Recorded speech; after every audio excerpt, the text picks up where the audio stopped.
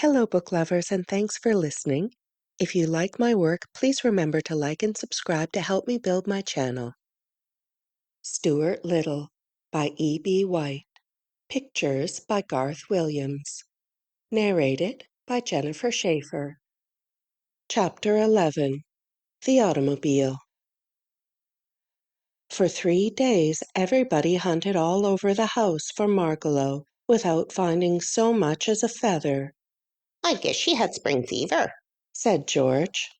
"A normal bird doesn't stay indoors this kind of weather."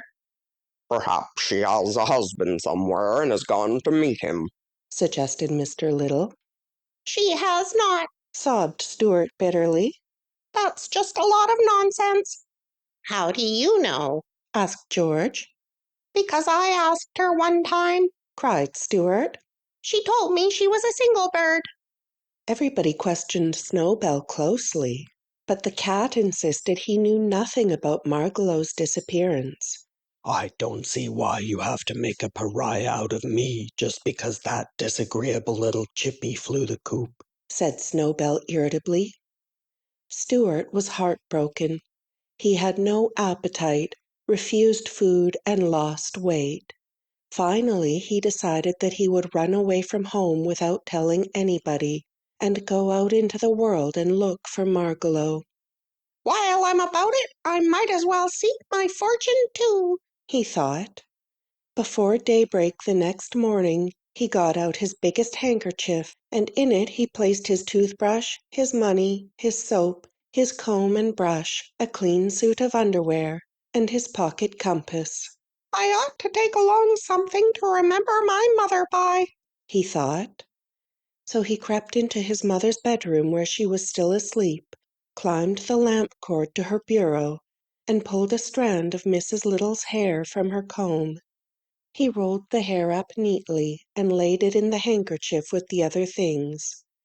Then he rolled everything up into a bundle and tied it onto one end of a wooden match. With his gray felt hat cocked jauntily on one side of his head and his pack slung across his shoulder, Stuart stole softly out of the house. "Goodbye, beautiful home," he whispered. "I wonder if I'll ever see you again." Stuart stood uncertainly for a moment in the street in front of the house. The world was a big place in which to go looking for a lost bird. North, south, east, or west? Which way should he go? Stuart decided that he needed advice on such an important matter. So he started uptown to find his friend Dr. Carey, the surgeon-dentist, owner of the schooner Wasp. The doctor was glad to see Stuart. He took him right into his inner office where he was busy pulling a man's tooth. The man's name was Edward Clydesdale, and he had several wads of gauze in his cheek to hold his mouth open good and wide. The tooth was a hard one to get out, and the doctor let Stuart sit on his instrument tray so he could talk during the operation. "This is my friend Stuart Little," he said to the man with the gauze in his cheek. "How are you, Stuart?" replied the man as best he could. "Very well, thank you," replied Stuart. "Well, what's on your mind, Stuart?" asked Dr. Carey, seizing hold of the man's tooth with a pair of pincers and giving a strong pull. "I ran away from home this morning," explained Stuart. "I'm going out into the world to seek my fortune and to look for a lost bird. Which direction do you think I should start out in?" Dr. Carey twisted the tooth a bit and raked it back and forth. "What color is the bird?" he asked. "Brown," said Stuart. "Better go north," said Dr. Carey. "Don't you think so, Mr. Clydesdale?" said Mr. Clydesdale. "What?" cried Stuart. said Mr. Clydesdale. "He says look in Central Park," explained Dr. Carey, tucking another big wad of gauze into Mr. Clydesdale's cheek. "and it's a good suggestion. Oftentimes people with decayed teeth have sound ideas. Central Park is a favorite place for birds in the spring." Mr. Clydesdale was nodding his head vigorously and seemed about to speak again.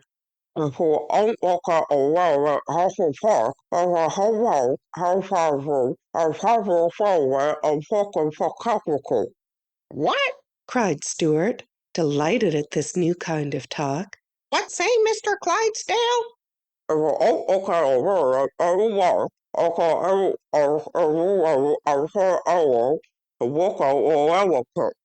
He says if you can't locate the bird in Central Park, take a New York, New Haven, and Hartford railway train and look in Connecticut, said Dr. Carey.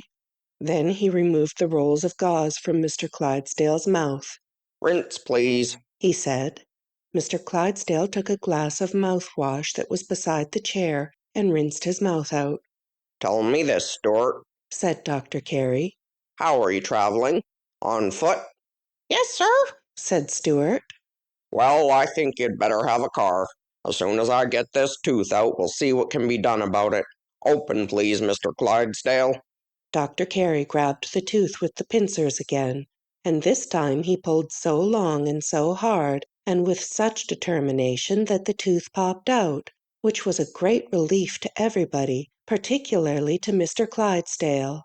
The doctor then led Stuart into another room. From a shelf he took a tiny automobile, about 6 inches long, the most perfect miniature automobile Stuart had ever seen. It was bright yellow with black fenders, a streamlined car of graceful design. I made this myself. Dr. Carey said. I enjoy building model cars and boats and other things when I'm not extracting teeth. This car has a real gasoline motor in it. It has quite a good deal of power. Do you think you can handle it, Stuart? certainly, replied Stuart, looking into the driver's seat and blowing the horn. But isn't it going to attract too much attention? Won't everybody stop and stare at such a small automobile? They would if they could see you, replied Dr. Carey. But nobody will be able to see you or the car. Why not? asked Stuart. Because this automobile is a thoroughly modern car. It's not only noiseless, it's invisible. Nobody can see it. I can see it, remarked Stuart. Push that little button, said the doctor, pointing to a button on the instrument panel. Stuart pushed the button. Instantly the car vanished from sight. Now push it again, said the doctor. How can I push it when I can't see it? asked Stuart. Feel around for it. So Stuart felt around until his hand came in contact with a button. It seemed like the same button, and Stuart pushed it. He heard a slight grinding noise and felt something slip out from under his hand. Hey, watch out! yelled Dr. Carey. You pushed the starter button. She's off. There she goes. She's away. She's loose in the room. Now we'll never catch her. He grabbed Stuart up and placed him on a table where he wouldn't be hit by a runaway car. Oh, mercy, oh, mercy, Stuart cried when he realized what he had done. It was a very awkward situation.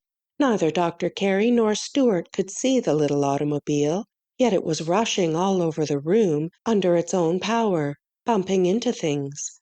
First there came a crashing noise over by the fireplace. The hearth broom fell down. Dr. Carey leapt for the spot and pounced on the place where the sound had come from. But though he was quick, he had hardly got his hands on the place when there was another crash over by the waste-basket. The doctor pounced again. Pounce, crash, pounce, crash. The doctor was racing all over the room, pouncing and missing. It is almost impossible to catch a speedy, invisible model automobile, even when one is a skillful dentist. Uh-oh, yelled Stuart, jumping up and down. I'm sorry, Dr. Carey. I'm dreadfully sorry. Get a butterfly net, shouted the doctor. I can't, said Stuart. I'm not big enough to carry a butterfly net. That's true, said Dr. Carey. I forgot. My apologies, Stuart. The car is bound to stop sometime, said Stuart. because it will run out of gas. That's true, too, said the doctor. And so he and Stuart sat down and waited patiently until they no longer heard any crashing sounds in the room. Then the doctor got down on his hands and knees and crawled cautiously all over, feeling here and there, until at last he found the car. It was in the fireplace, buried up to its hubs in wood ashes. The doctor pressed the proper button, and there it stood in plain sight again, its front fenders crumpled, its radiator leaking, its headlights broken, its windshield shattered, its right rear tire punctured, and quite a bit of yellow paint scratched off the hood. What a mess, Groaned the doctor. Stuart. I hope this will be a lesson to you. Never push a button on an automobile unless you're sure of what you're doing. Yes, sir, Answered Stuart, and his eyes filled with tears, each tear being smaller than a drop of dew. It had been an unhappy morning, and Stuart was already homesick. He was sure that he was never going to see Margalo again. End of chapter 11.